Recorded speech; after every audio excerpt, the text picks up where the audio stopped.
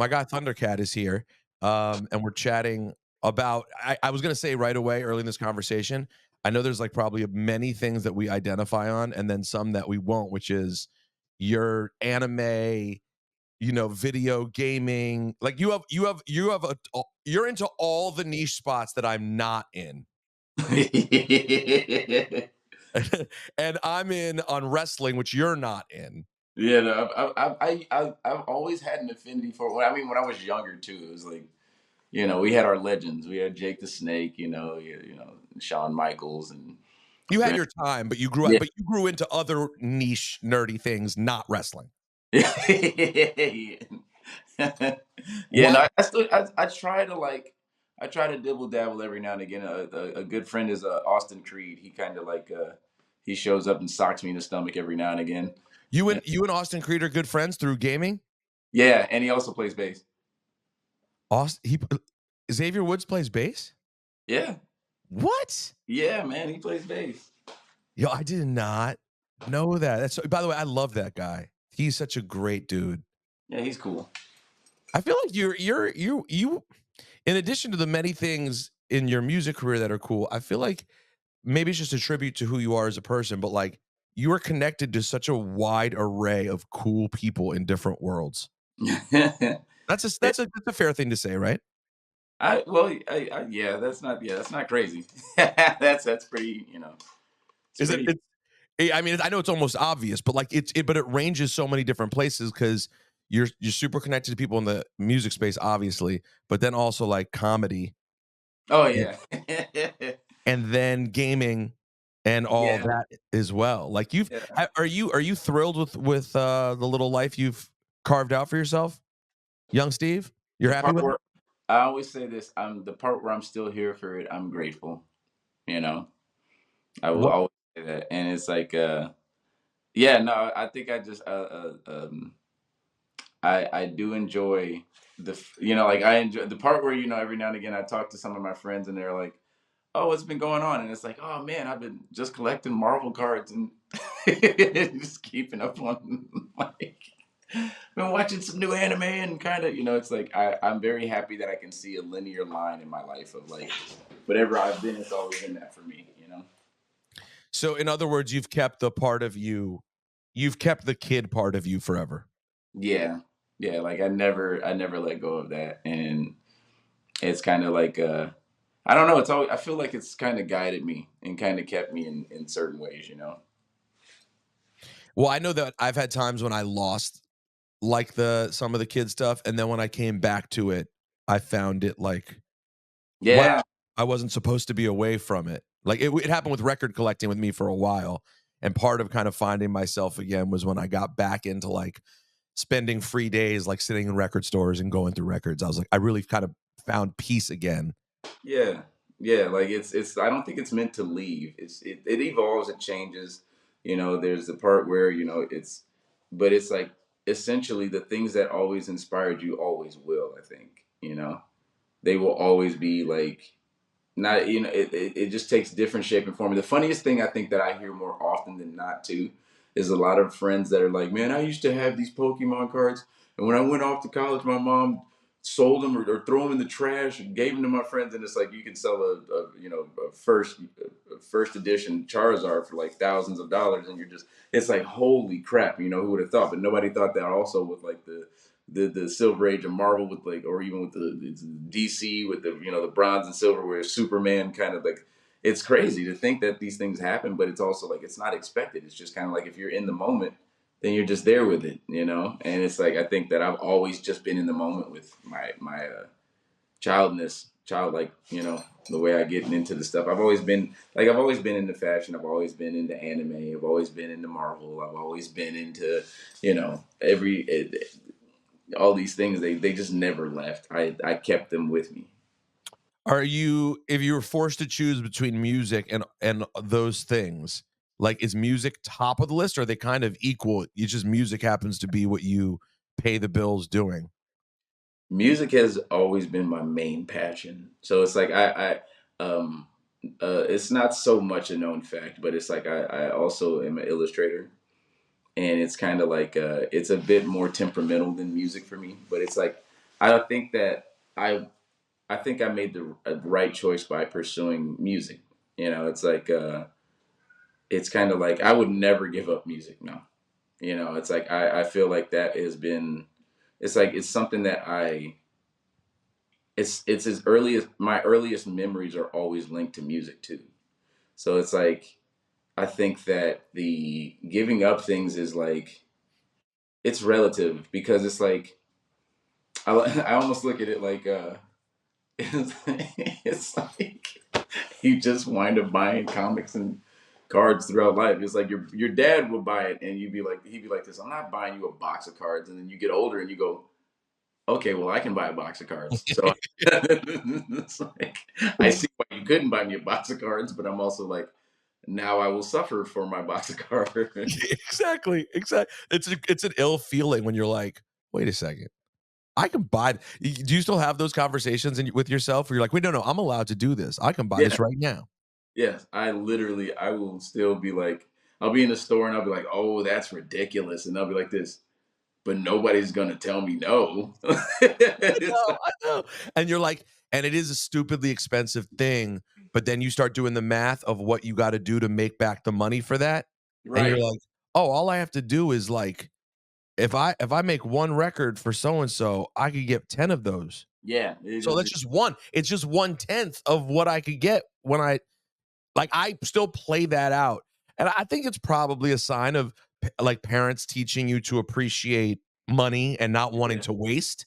You Yeah. know what Like I mean? yeah. I think it's just like at this point in our lives, we are literally doing what we do to support a habit. It's I just like, know. I'm just like, yeah, I'm going on tour. So now I can get that one of 18. Yeah. But you have kids or no? I have one. Yes, I You have do. how old? She's turning 18 this year. She literally just went to prom yesterday. It's pretty funny. Whoa, Yeah. whoa.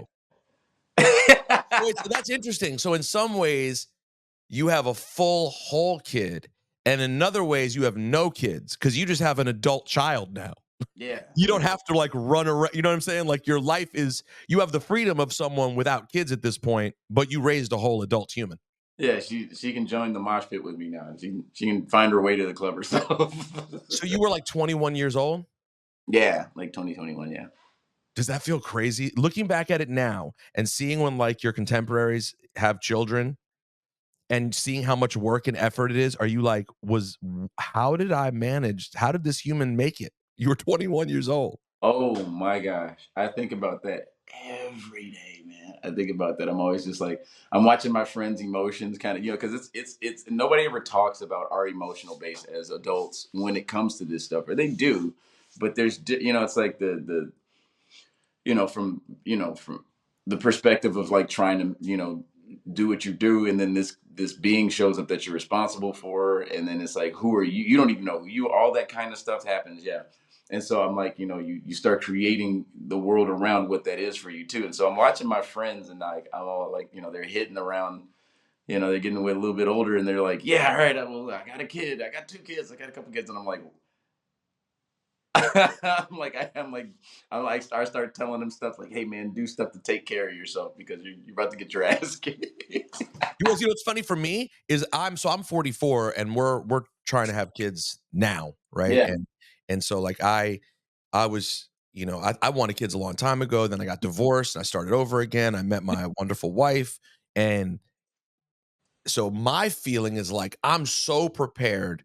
I'm so ready that when my friends tell me, they're like, you don't know how much your life's about to change. I'm more like, nah, I do, bro. I've been watching this. I have seen all of y'all do it. Like I know that it's gonna be, and not only that, like to me, it's that big a deal. What yeah, surprises me is how often I see people just run through it so quick. Like I'm like, oh, they got engaged. Oh, they're married. Oh, whoa, they already have a baby. Yo, did they? yeah, Because to me, all of the steps have taken so long that yeah, it all seems like such a really big deal that yeah. sometimes I'm like, yo, people seem wildly casual about having kids. Well, I think that sometimes when I think there's a part of it when you, I mean, that is a thing too. But I think that when you feel like you're with the a right person, even though there can be different, many, whatever the case, we have different ideas about these things. But like sometimes you feel like it's right. It just is sometimes with people. And but at the same time, I'm like, I think that it's like my relationship with my daughter, for me, it's like the thing that happens with kids. This is the other thing. It goes quick. I know. It goes quick. It's almost, and I remember I was telling my daughter the other day, I was like, because she would get a little chuffed about like being in school and always having to deal with the, annoying teachers and stuff. And having a teenager is pretty funny because you didn't think your parents were shit when you were, you know what I mean? Like you're like, shut up, mom, or like you don't know what you're talking about. And so I told Sanaa, I said, you're gonna look up. I was like, this is only this small in your life. This defines how you show up in life. But I remember saying to her, I was like, you feel like high school is never going to end, because I don't know if you felt like that when you were in high school. When I was in high school, I was like, what the hell is this? I was like, what? Like it's like constantly you having to like check and balances to like from everything from socially to academically. Like, oh, you're failing this class, but you're not hanging out with your friends, and you're like, now you're a dork, and it's like, oh man, all that kind of stuff. You got all this going on, and it's like this whirlwind of an experience, and then it's done. And then all of a sudden, it's like you have your one or two friends that you still talk to from high school, and you never think, like, wow, I never thought that would end. And so I'm like, I'm having that conversation with my kid. I'm like, you know, it's gonna end one day, and you're just gonna. It's like whatever farts and whatever, maybe multiplication, but whatever you take in life is what you take with you. But and here we are. And so it's like, even essentially, I think like my parents used to say, I don't know if your parents said it to you, where it's like you blink and then they're grown up. I know, and it seems insane at the time, but now that I'm at the age that I'm at, I'm like, I don't even have them yet, and I'm like trying to hold on. I'm Oh, like, no, it goes fast. It goes fast, and then you look, and it's like, oh, you're teaching them how to poop. Then the next conversation is like, why you can't do this, why you can't climb on something. Then the next conversation is, why is your teacher calling me? And then the next conversation is, how much does this cost? It's like, right. It's I know I bel broke. You know how I know? Because nothing goes faster to me in time than the age of my friends' kids.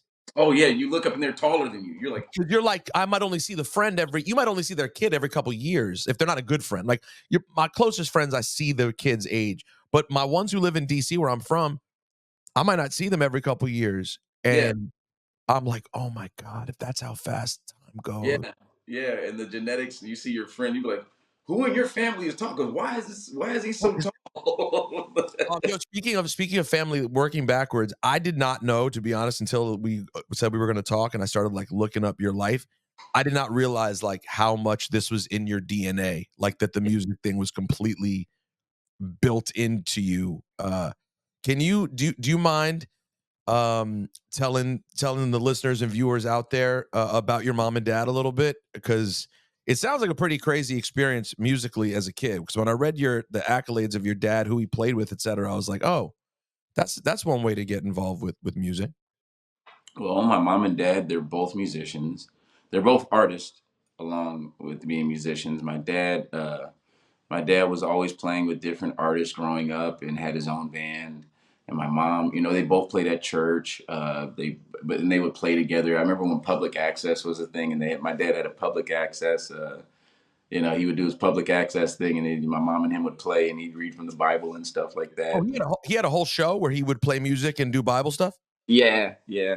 And but like, yeah, my brothers, my older brother, he grew up playing with like people like Billy Childs, Kenny Garrett, and George Duke, and Stanley Clark, and Wayne Shorter, and my younger brother at one point was in the internet for a few years, for quite a while.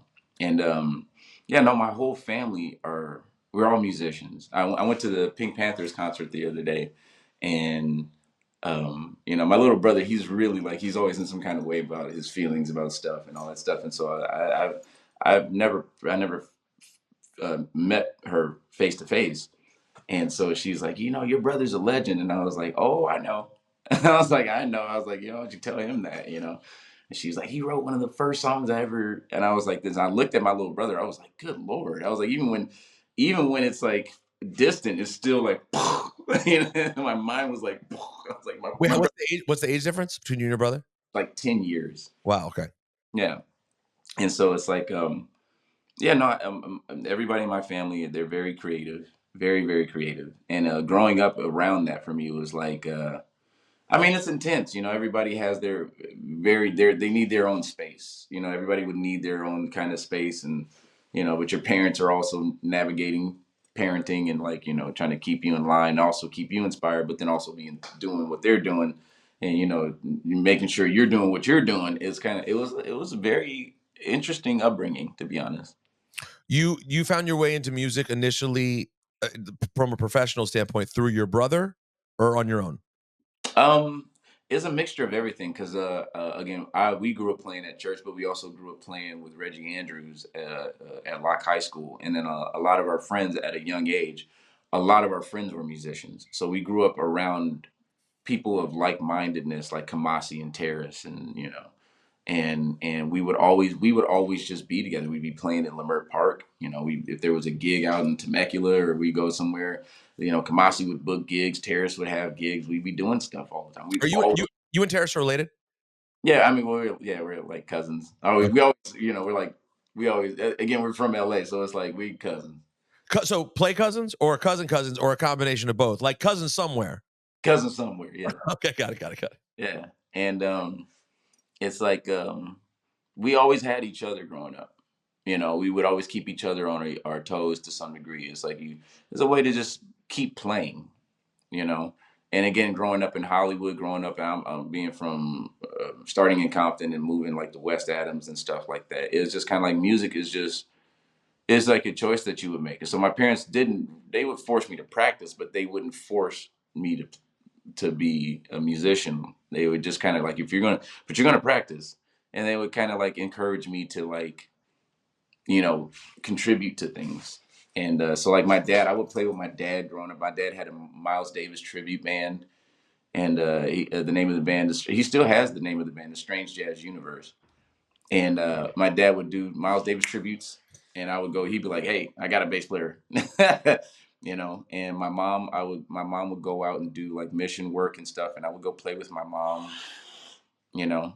And my older brother, me and my brother did a number of things together. We played multi-school jazz band together.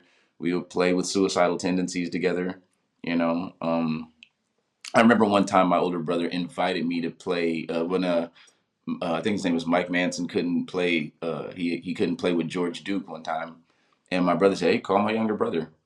And I think that I've never. There's only been a couple moments in life where I was a little nervous. I was definitely my knees were knocking when I was on stage with my brother and George Duke.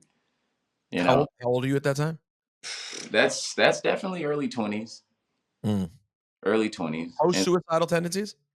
that was like high school. Wow. Yeah. Was your brother the foray into suicidal tendencies? He was playing with them first, and he was like, "Oh, my brother can play bass." Yeah. I mean, that's a pretty crazy thing to be doing in high school too. And by the way, can I just tell you, just because, like I said, I didn't know previously, like so random. Like when I first just looked it up, like as you don't know, and like so your brain associates Thundercat with Thundercat music and Kendrick and Mac Miller and Zach Fox, all these different touch points of people you work with, and then you go to your bio and it's like suicidal tendencies. You're like, didn't have that one pegged. I did not know. That's Hey, so crazy. How big were they at that time? they were still big. They're still, and you know, it's like Mike has always been his own entity. I think like suicidal and infectious grooves. It's kind of like it's like they set the tone. They're like I always grew up with the term like the grandfather of punk. You know, like this is the godfather of punk. You know, and like in thrash. And it's kind of like when nobody was doing this in LA, here we go. There's only a couple bands doing this. Mike was and is a standard of what the music had became. And it's kind of like undeniably and undoubtedly, you know, it's like so like even to this day, like, you know, seeing people wearing suicidal shirts or like, you know, like um my friends would steal my clothes when I come off a tour. So I'd be like, "What happened to my sweater?" And then you just be like, he'll just be like, My boy would show up with like a coffee. I'd be like, "I don't remember giving you that sweater," but it was like that. But it's one of those things that's just like it's kind of like interwoven into the DNA of like the culture of music for real out to here. So it's like he kind of never lost his place in the music. I think. Were Locke High School, a lot of dope people event there, right? Were there dope people? What other dope people were there musically when you were there? When I was there, Yeah, or was um, it prior or after? prior, like, good lord, Mr. Andrews, Mr. Andrews like raised LA's music, like Patrice Rushen, Gerald Albright, like the what's his name? Not Reggie Dozier, but like it's a Tyrese Gibson. Like yeah, like Mr. Andrews is And like that's all before you. yeah, like Tyrese went to Locke right before me. So Right, like yeah. my graduated a year or two apart from me coming in there. My brother was had saw Tyrese coming and going. And Wow. so um but Mr. Andrews was kind of like an institution, to be honest with you. Even if he wasn't trying to be, he just literally like all of Los Angeles had to come to Reggie Andrews, you know. And yeah, so it's like I mean it's like it kind of like But you showed up there obviously with just were you already a solid bass player by the time you got there? that was the beginnings of it. So we used to like Mr. Andrews there was a program called Jazz Sports LA, and Multi School Jazz Band was the band that me, Kamasi, Ronald, and a ton of other of my friends, Brian Warfield, who's my cousin, and we all would meet at Multi School Jazz Band, and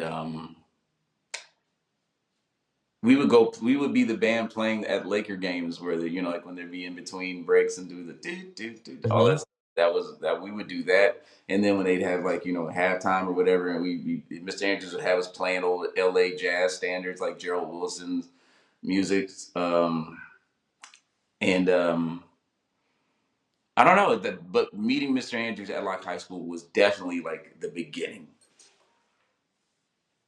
Um, you're like one of the things that's neat about you. I was reading this New York Times article about you from 2020, and they sort of pointed out in talking about the the the Blue Eyed Soul features that you have, the Kenny Loggins and Michael McDonald and stuff. And I think they had a quote from one of them sort of talking about like the interesting way that you sort of like operate in music. It does sort of give like an energy of yesteryear, like the amount of people that you connect with and play with reminds me of when you look through records, like even those cats, like you look at a Doobie Brothers album and you start seeing like, wait, Michael McDonald appeared on it. Wait, Kenny Loggins wrote What a Fool Believes. Wait, what? Like these guys were just all doing shit, right? And Yeah, like, I'm not, and, and by the way, that has been happening over the last, decade and a half in LA. I think in hip hop that has existed. yeah, Um, you're obviously a major guy like that. Um, you know, uh, Mac was a guy like that.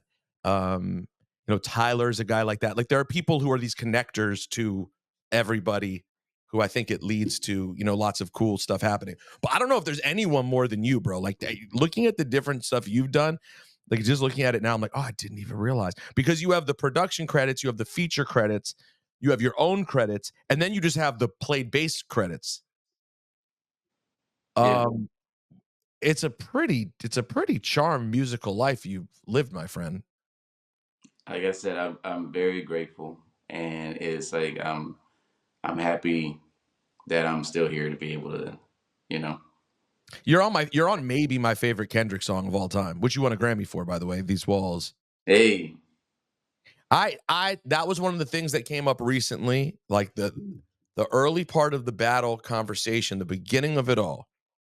The Cole record, the second I knew Cole was gonna end up going back on what he said, yeah, when he said this shit about To Pimp a Butterfly. And I swear to you, I said this on the radio before he ever went back on. I was like, he doesn't mean what he's saying. There's no way he means that. There's no because I never understood the lack of understanding for To Pimp a Butterfly to me was almost like people being intentionally obstinate. I was like, what? Yeah. Do you just want to sound anti-smart? Is that the thing? Like, we don't want to seem like we get what's good about this. I'm like, I don't. It's not that hard. Like the over talk about okay, Mr. Morale and the Big Steppers. That's a dense album. Like Yeah. I will tell you right now.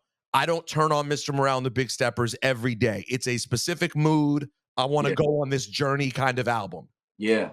But like To Pimp a Butterfly has a lot of songs like These Walls that you could just pull out and play the record. Like, Yeah. Yeah. Yeah. No, that album. I think I feel like they're like they're almost like every album, every is like a fingerprint. Every recording like that is always like it's a stamp of whatever's going on. But I think more than anything with To Pimp a Butterfly, it's everything from us. It's one of those albums that it goes in so many directions emotionally in like time and space with what it is to us. It's a timestamp of a sign of the times. It's a timestamp in what the state of things musically. If this a timestamp in the state of blackness, it's a timestamp in the state of lyricism. It's like it's very much kind of like this. It's kind of it reaches in so many different directions, and I think that's one of. And I remember saying to myself, I feel like this album, in the moment, you can't always see these things immediately because I think that you only know, like we were just talking about with like Superman or like a Charizard.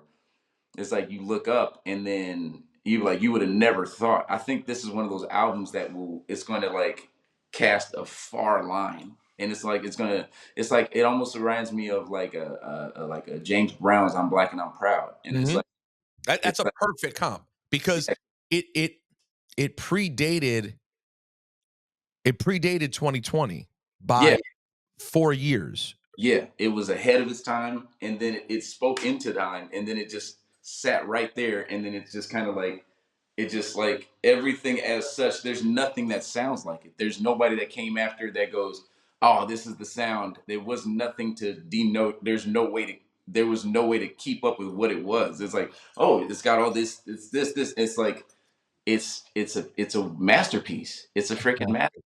You I know? know. I remember in 2020 there was a period where a little bit of a conversation happened.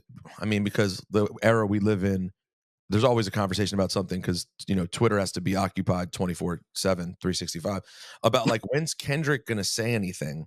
And I went out, um, self-appointed Kendrick spokesman that I've always been. I went out and I said he already spoke. He made a whole album. He wasn't being trendy and putting up a black screen on his Instagram page, which I'm not against, by the way. I'm not saying that you shouldn't also be active in whatever little way you can. But what I'm saying is before activism became a trend, he just said how he felt. Like he Yeah, did already, you know? And then he went even further in like the personal way on Mr. Morale and the Big Steppers. When you do Kendrick stuff, you've worked with so many brilliant people. Is there like I don't know, with certain people, let me not even specify Kendrick. With certain people, are you like ultra aware of what the moment can mean when you're making the music because of their greatness? Or do you sort of go into everything viewing it from the same standpoint? I try to go into everything just very open. I don't know what things can be ever. I don't know what I don't know I try not to project too much of myself into what the idea is of it as compared to see what the person thinks it should be a lot of the time. So but I think that I could sense that moment with this album. I don't think I had I don't think I had ever I don't think I had ever there's been a couple moments that were like gut wrenching for me, like emotionally with the process of. But I remember at the end of it, I was in tears, and I had never experienced that like that. At the end of the whole the creation or the end of it, I remember it feeling like I I I I've never been pushed this far emotionally. You're talking about On to Pimp a Butterfly? Yeah. And I remember being like, I don't know what I remember the feeling of I don't know what just happened, but I know that's going to be loud. You know, I could sense that at the end of it. Throughout the course of it, I would just be, you know, just kind of like, oh, blinders, making music, make music, make music. I was like that. Even with Mac, we would kind of just be like, focus. I'm also guessing that you don't have. I'm guessing that you're also involved on mad songs that you're not credited for. Of course. I mean, that's what, like, are you credited slash were you around for Divine Feminine? Yeah. Because like I like your I can do you what did you do on it? Like I can feel your presence on the project, but I don't remember the credits of it or if I know specifically what you did. It's more like a lot of the time me and Mac would just be around each other. So it's like if I would play bass on stuff all the time. And from that to like every now and again, singing background on stuff or like, influencing progressions and stuff like that. That was kind of like I would just always kind of be there doing that with him from like Faces and Ford. I mean, it was just kind of like, and then maybe a little bit before Faces on, and it's just kind of like, it would just be like there was like it would almost be like I would just be there. It's like I've only been like that with only a couple of people where we would just sit at the table and press the space bar and just keep digging and seeing what comes up. Like, oh, that's like, what I mean. I mean, people immediately will see the moments with me and Flying Lotus like that. We would spent years, and still, still do. But like, we would just be sitting there spending time, seeing what comes out of pressing the space bar. And me and Mac, there was a paper on the wall. There was a paper on the wall that we would always joke about, where it would be like, I forget if we just hand wrote it, but it was like, sit down and let it happen. So like you would kind of just sit and like try to focus on the computer. The world's going to change around you, but it's just kind of one of those things where the more we would get the chance to sit there, the more we would be able to see clear how we felt about what we would be creating and stuff like that. So everything that was embodied in that would be everything from playing bass on stuff to like, well, what is this? What do you think of these changes? And it's like, what about these changes? And you would just be digging for stuff, you know? What was your initial impression prior to meeting him? Because like I think that if you meet someone who for some reason just like checked out on music and they only were familiar with Mac up through like he first popped up, and then someone would be like, "Hey, check this out," and hand them anything from like Faces on or Divine Feminine on, they'd be like, "Whoa, this is a completely different." I didn't know that this kid was going to become that. Yeah. Were you did you have an awareness early that he would like that there was more, or by the time you got familiar with him was he already really experimenting a lot and you could tell the path he was on? Oh yeah, I could. He was on. I knew of Mac, but I didn't know to the degree of what it was. What he was. I think that's kind of an interesting road that I think somebody would meet me at sometimes when when something's changing with them. And again, that Mac's evolution creatively, it was very exponential. It happened quick.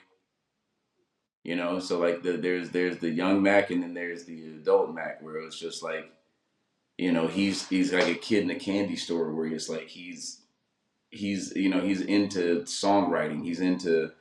He's always been into songwriting, but he's into like he's finding a different voice for himself. And um I again, sometimes you're not meant to be aware of those kinds of things, being me. I think that I was just be. open to wherever Mac was going, you know, and yeah, He's he's such an interesting character in my life. I know how close you guys were. That's always been clear to me, and I wish I'd spent more time with him in the years prior to his passing. We'd reconnected like within that last year a bit.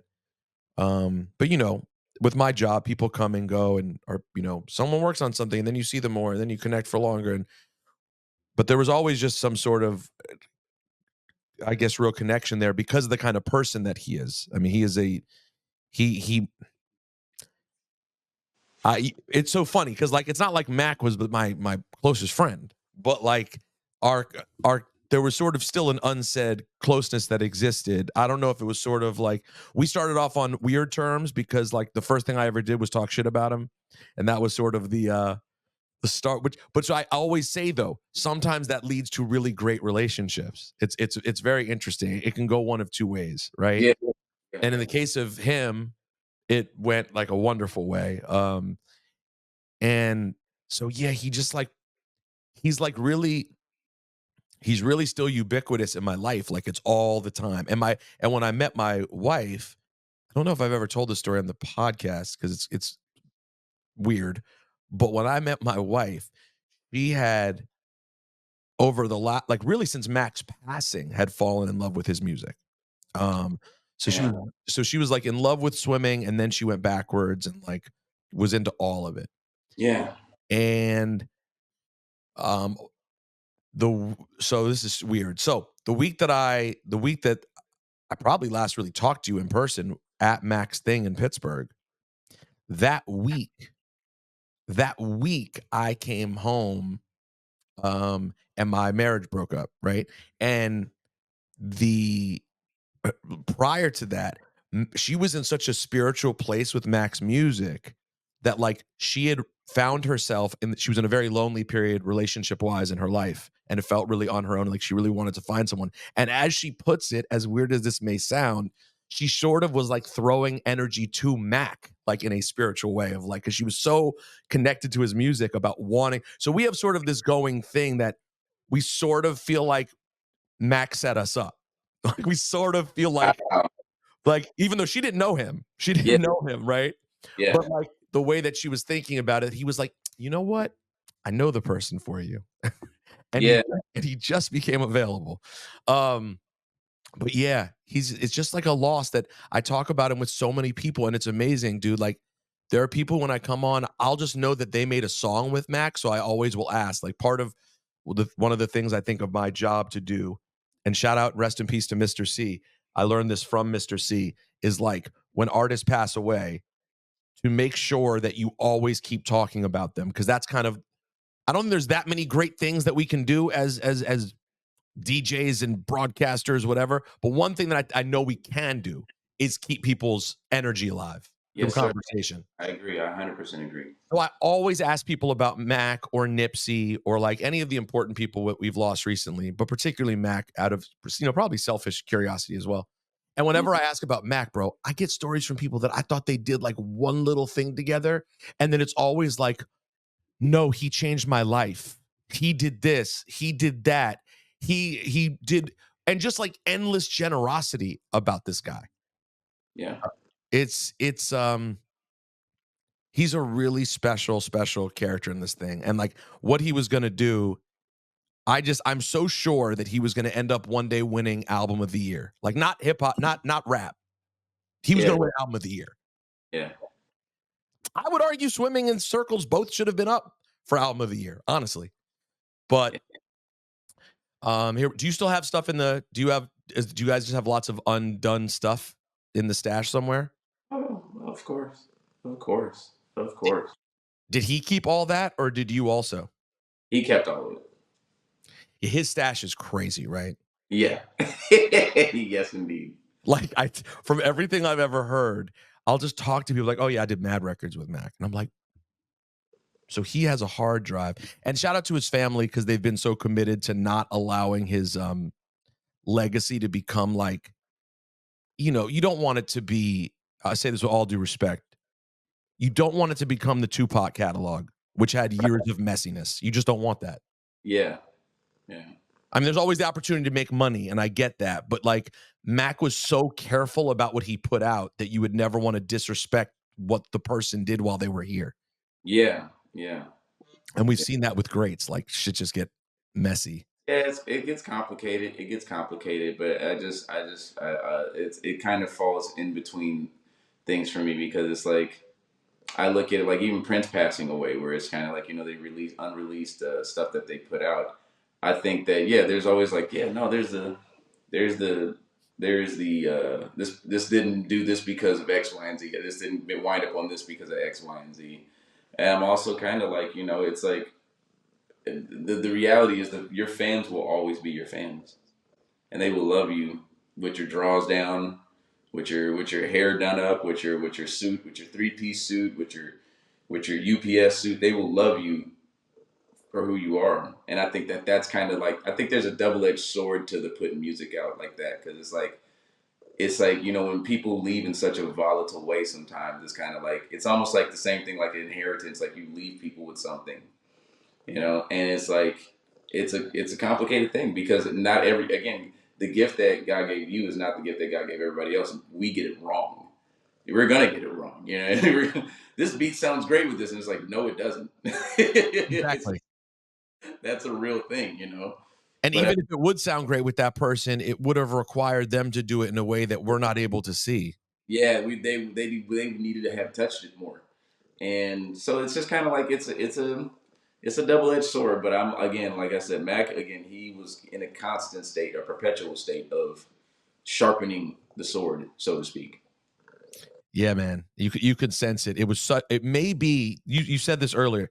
The speed to which he evolved was sort of rarefied air. Certainly in hip hop, rarefied air. Like usually when people of quote evolve in hip hop, see, here's the thing. A lot of white dudes in hip hop, their evolution is this. I'm making rap. It's not going great. I'm gonna start making some whiter shit and see how that goes.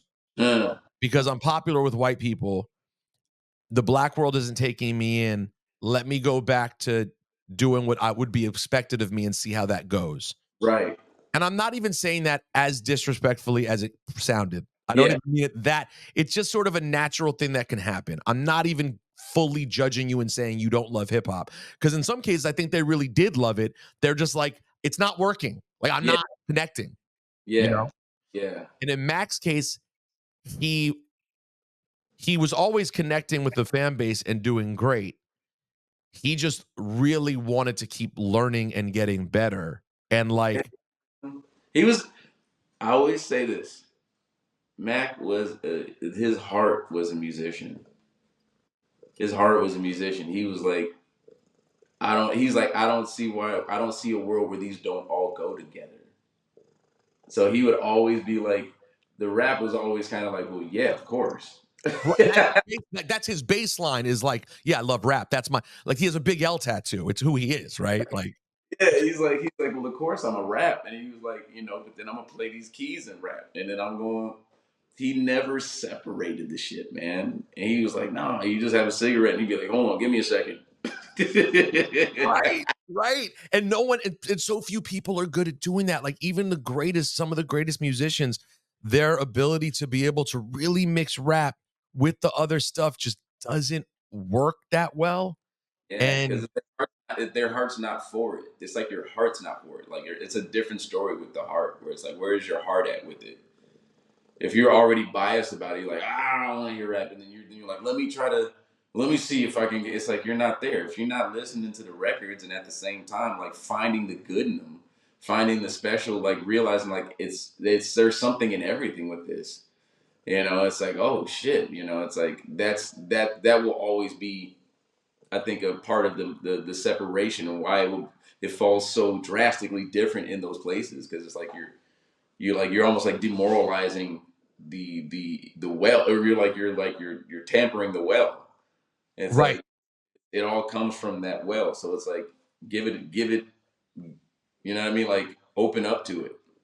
And not a lot of people do that. Mac was just always open to it. And I've seen a few people that have the same type of spirit. Like Kamasi's like that. Kamasi is really an open spirit, an open heart to the music. I had my friend Austin. Austin was like that. Like really like, like there's you can, telling jokes or being like, man, this shit is whack. You'd be like, yeah, but it's not. But it, you know what it is. Like the joke, you can see it's like the line of laughing with or laughing at, where you're Mhm. like, it's funny. It is funny. It's like, yeah, no, it is kind of crusty, but it's like, but that's what's charming about it. Right, but And it then but it is kinda good.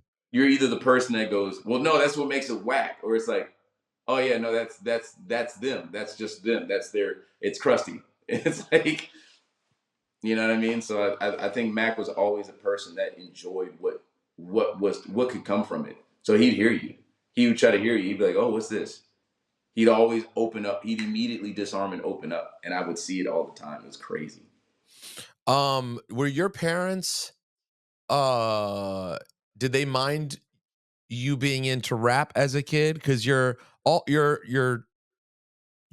kid when rap is from Compton is gigantic. Like, you were living like it's so funny. It's night. So hold on. In 92, well, Yeah, you're 5 years younger than me. You're like 8 years old or something, or 7 years old. yeah.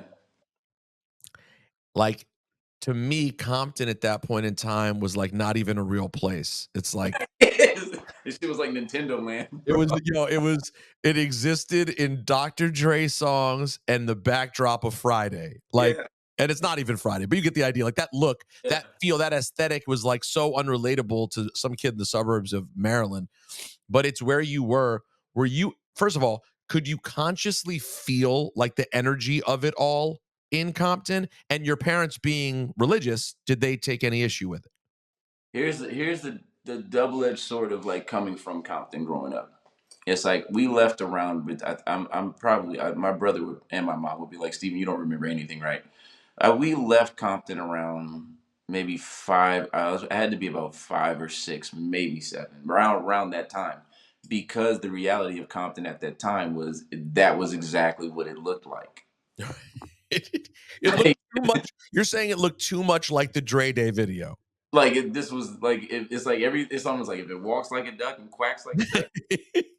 Look, my dad, we left Compton, and my dad, I was too young to remember this, but we left Compton because we lived on 116th and Wilmington. And if you're from Compton, you'd be like, y'all live by the freeway. So it was like we lived right where it was active, right between Compton and Watts. So it was like right at that line. My family was fine, because everybody was always in passing there. But the type of violent acts that would happen would be like more so planted right in the city.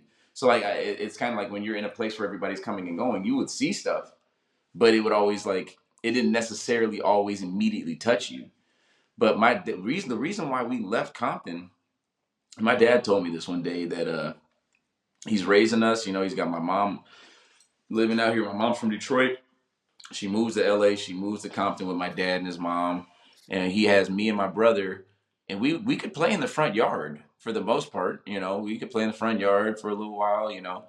But every now and again, you get some crazy walking down the street or something, and your dad had to come out the front porch and stop them from talking to you, me and my brother, like get away from our front porch, all that kind of stuff.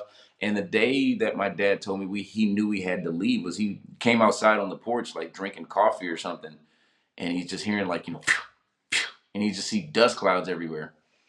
And it's like he couldn't see it because it's off in the distance, but like he's looking at the house and it's somebody shooting at the house.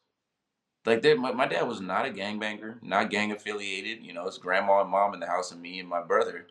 And the day that my dad came outside and he could see it in the distance, but there's a guy just firing a gun at my grandma's porch. Pow, pow. And probably for no reason. Just For no. no reason. Mm. And I remember my I don't remember this happening, but my dad was like, "It doesn't matter what happens, we just have to leave. It doesn't matter." It was like it was turned, and this is what we're talking about from the '80s to the '90s. It was like, okay, for that to be more of a common stance in Compton, where it's just like for no reason, like, oh wow, this is the level of volatility of what we live with right now. My dad just he didn't know where we would move like through. South Central a lot. We would be in different places and at times, and then eventually winding up in like West Adams area, which was literally still South Central. Basically, it's like real hood mixed with like Victorian homes. So like higher learning was shot down the street from my house, But yeah, like growing up in Compton at that time, good Well, lord. and I wonder do you know what year your dad went to Compton? My dad full on grew up in Compton, Oh, so like so he was literally part of the experiment of like, this is gonna be a black suburb where yeah, people who wanna go do well, people are coming from the South, people are coming from yeah, different places to California, to this what is going to be like a well-to-do black suburb in yes sir. Los Angeles. Yeah, he grew up there. He went to Centennial. His friends that he was in high school with in college, like they were all Comptonites. So like Ricky Minor, who was another one? Ricky Minor. Everybody knows Ricky Minor. That one, like he went to Centennial. I think Kamasi's father went to Centennial. I may be wrong, but yeah, like it's like the history is like real thick like that. So I think that's probably a concept that there are people listening who don't even quite fathom it because like I said, if you're of my background, Compton is synonymous with like if yeah, someone were to say if someone were to bring up Compton and use it in an inappropriate joke, it would be like that you're getting to a bad neighborhood. They're like, where are we, Compton? You know what I mean? Yeah, Not yeah, realizing that for someone like your dad, it must have been especially messed up because that's not what Compton was. Like he yeah. watched it turn into that and then was like, "Oh, we got to get about it. This is not what my family had signed up for." Yeah, really, that really was the case. So it was very much like it was very much. Now he wants to act right. It was very much like my experience. And so watch this. I moving to West Adams and coming back to Locke. I could if I want. It's like the Martin Luther King Day parade would always be. It's like in the same area. It's like all of these things are right next to each other. So going to Locke, it was very familiar to me, even if it was like it was like that. Locke was down the street. Centennial is going further this way. Locke is just a little bit further north. And getting on the 105, I remember like my mom used to work at a hair salon off of Imperial. Like it's like literally like South Central child. So it's kind of like the time we left Compton, it became more of like that. Gang culture like that became widespread. So it's just kind of like it wouldn't matter where you were, you could get touched like that. You know. You obviously like the way that you sort of dress, the things that you're interested in, like everything about you is to me in the spirit like a long line of, you know, cats who are black and interested in all kinds of things, including all things black music and culture, but also stretching into other things that are either not or are black in culture, but not considered by mainstream to be black in culture, Yeah. skateboarding, all these different things that people just have misunderstandings about. But Yeah. it does seem to be like a long line of people from Los Angeles in particular who have like that sort of DNA, like whether it be, from I'm sure before the Far Side all the way up to Tyler. I forgot to mention they were also Locke and Reggie Andrews kids. Oh, that's right. I think I read that in the article. They all went there too. So what is it? What is it about sort of the fabric of the Los Angeles experience that there are like so many dope artistic people who have such an interesting mix because it exists here in New York for sure as well, but I feel like here there's a little bit more of a like at least there'd be more of a judgment of it, it feels like in New York than in Yeah. LA. I think that it's partially to do with like the emotions for the most part that are up maybe until recently that were like the the experience of living in Los Angeles is like because you don't know what things lend themselves to.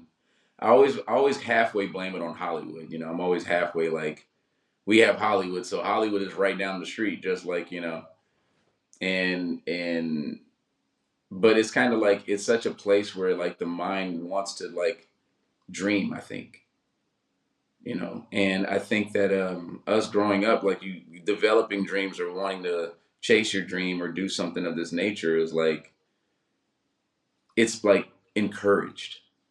Hmm. Like I don't think that there was ever a moment in life where I didn't have somebody like go keep going, keep going. You know, even if somebody wanted the same type of thing, even somebody wanted to like, oh yeah, we play bass and do this, it'd be like, no, this is what I've been listening to. It's like really encouraging growing up in Los Angeles, you know? Did you not get did you not get like poked fun at it all for looking dressing, you know, the you know, Yes, yes, I did. Yes, I did. I always got made fun of. You know, everybody thought I was a girl when I was in high school, and I like if I would always be wearing like the funny thing is watching all these bigger brands like Balenciaga where they're like really baggy, you know, like way baggy clothing, and it's just kind of like I remember I would like I had the three friends that dressed like that, like if we were the like you know giant jeans, like the jeans and all that, it was like you know Airwalks, Jinko jeans, was it Stevie Williams, DC shoes, and mhm. becoming like a you know hot couture. You know, you're just like, what? You know, it's like, but as things go, that's just kind of like, you know, the nature of fashion or whatever. But it's kind of like to this day, me and Terrace will still joke about this in Kamasi, where it would be like, I didn't really own a suit as a kid. Like everybody would always wear suits. You know, it'd be like we got a jazz gig coming up, so you know, formal attire. You got a suit, and I would show up like I would look like I was a member of Cameo. That was the best you could do. Yeah, I'm like I made as you said, but it was more so like I was just very comfortable with and I got it from my parents totally. But I would get like my sense of style and like things like that because it was again, like I said, it was encouraged. Even though it was kind of like it would be writing the line a lot of the time. Sometimes, you know, because I wasn't really big on like name brand like that, you know. But it was always just more like creativity for me psychologically. So I would be like, I don't want to wear a suit. I want to wear a cape or I want to wear a top hat. And it'd be like, you couldn't say it wasn't formal. You know, so it's like if you're saying, well, do you, You're yeah, right. I mean, like Dracula is kind of always dressed formal. yeah, Even like, even Count Chocula, God yeah, bless him, always dressed formally when you think about it. There's a yeah. cape for God's sake. He had a vest on with the suit and the tie. Yeah. So I'm like this. I'm like, and I think that especially in the culture of music and things like that, these norms are like relative. So I would always be wanting to push the line. Simply put, I would always be kind of like in my own skin a lot of the time with how I would yeah, and I would get made fun of a lot. Like literally, it was just kind of like normal for me. But it was not like a thing that I looked at as like I could see further even with my friends that would make fun of me. It just was kind of one of those things is because it was an uncomfortableness with a person that was extremely comfortable. Mhm. So like even if you made fun of me, it didn't make me like if my jacket looked weird and you were like, man, this look weird. Like what the hell are you wearing? You know, and it became a topic of a joke. It didn't make me take the jacket off. Right. You know, it's like, you know, the part was like, oh man, my friends think my jacket's dumb. I should go home and change. Like it was kind of like, oh, my jacket's dumb. And I'd be like, count the song off. Like start the song. I Well, was didn't part of that was part of that based in, no pun intended, your confidence musically though too? That you also knew push come to shove when I play, Imma be good? no, it wasn't even that. It was just more so like I was very happy with how these things were registered because I think somewhere between illustrating and like watching my heroes, when I would see guys like Jocko or Joe Zawinul or like George Duke and Stanley Clark or Frank Zappa, and then when you fast forward to like Suicidal and Korn and Slipknot and like all these different influences and stuff, I'm like, I don't think that there were moments where they, you know, you see them younger, and you can see Jocko younger when he's playing with his like, you know, top 40 man and he's like wearing his suit, but like when you saw them be themselves, you never questioned who they were. Like if Joe Zawinul wanted to wear a kufi, if Jocko was wearing like a multicolored shirt or like if and then you some of the most iconic photos of Miles, you couldn't tell Miles shit. You couldn't tell Miles like you know he started the cool. He started like oh you Literally. wear I started you wearing suits. Oh, now we wearing big bug eye glasses. I started you doing that. And from Miles Davis to Jimmy, where you're just kind of like, and these were names in the house because my dad loved them. And so I'll be sitting here looking at Miles Davis, and I'd be like, what is it about Miles my dad loves? And I'm like, it's the music, 100%. But then you start looking at Miles, and you go like this, man, that was a cool motherfucker. He was cool. So I'm like this. I think I understood the assignment when I was really young, where I was just like, be yourself. I got a chance to see that really like quickly. Man, that's a rare gift you were given. That's like borderline superpower shit, honestly. I mean, comfort with yourself is superpower shit right there, bro. Um, uh, so real quick, because I want to, I'm gonna label this interview Thundercat Part One because I feel like over time, I want to go to different places with you, but for today, so because people don't know the behind the scenes, we thought we were doing this in person. He thought I was in Los Angeles. I thought he was in New York. The real great part about that is that I love how backwards the day started because I get to my studio at 10:45 for our 11 a.m. in my mind East Coast time. So I don't. He had hit me up asking me, "Can we do earlier?" Because I've been like, "Oh, how about noon?" He was like, "Earlier?" I was like, "Oh, how's 11?" He says, "Sure." So I get there at 11. I send you a message like, "Hey, what's up?" All you're a little delayed responding, and then he responds, and now it's like 20 minutes past what I believe is our start time, but in his brain is 2.5 hours from our start time.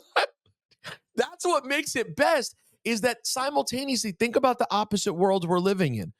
I'm Yeah. sort of surprised because, like, even though I don't know you, I know you're not the kind of cat who's going to be on rapper time. So I'm like, wait, he hasn't even, like, he's not on his way yet? Like, that's kind of weird. Meanwhile, you're in complete reverse. Like, wait, Rosenberg's hitting me up 2.5 hours early? What the fuck is wrong with this guy? We were completely off. And then he FaceTimes me. He's like, where are you? I was like, I'm in Manhattan. He was like, I'm in LA. I meant when I said I was here, I meant I was in the country. When I tell you, these are the ties that bind because this is some big Lebowski shit. It's It just really is. It really, really is Lebowski.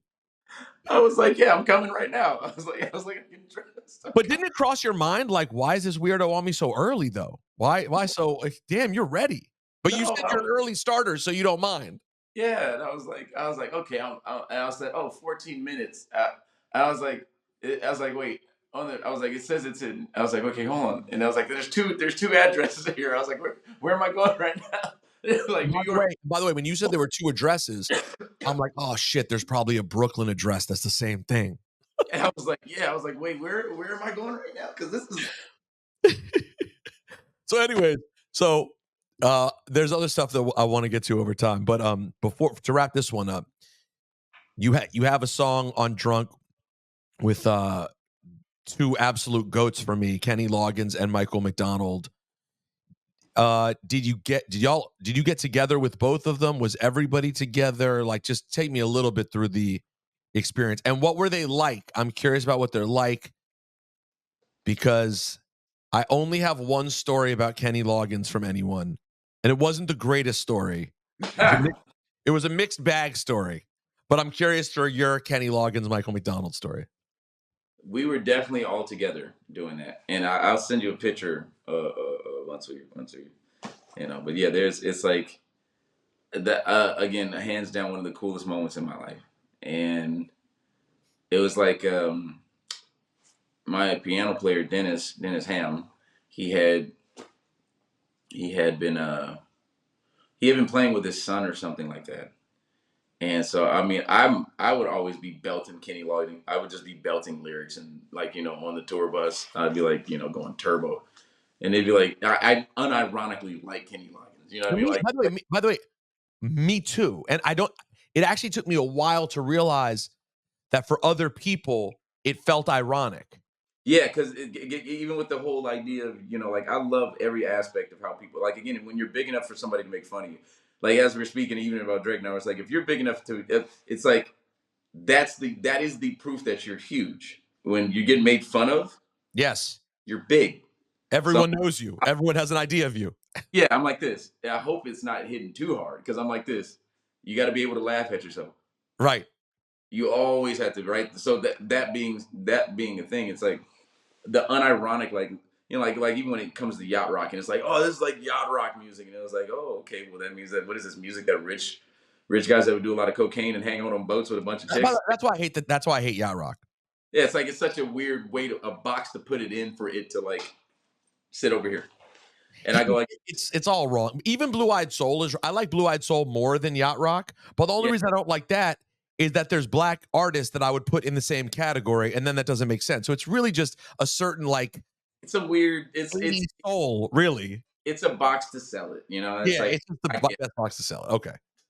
but I go like this, you know, like I mean, like again, I always talk about this song, but Heart to Heart is like life. Heart to Heart is like the story of life. You know what I mean? I mean, And, bruh.